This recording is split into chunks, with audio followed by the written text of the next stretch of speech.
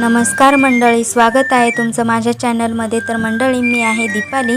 तर काल होती रामनवमी। तर रामनवमी तर नाशिकमध्ये मोठ्या प्रमाणात साजरी केली जाते।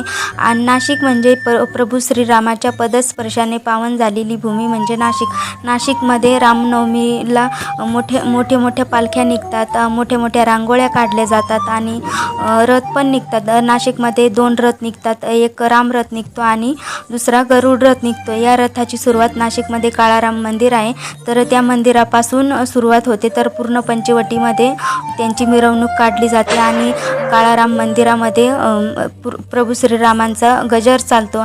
आणि जेव्हा प्रभू श्रीराम वनवासाला निघालेले होते, तर काही काळ पंचवटीमध्येच ते वास्तव्यास होते। तर त्या काळात प्रभू श्रीराम आंघोळ करण्यासाठी ज्या कुंडावर जात होते, त्या कुंडाला रामकुंड असे म्हणतात। आणि नाशिकमध्ये रामकुंड, लक्ष्मणकुंड, सीतागुफा हे अत्यंत प्रसिद्ध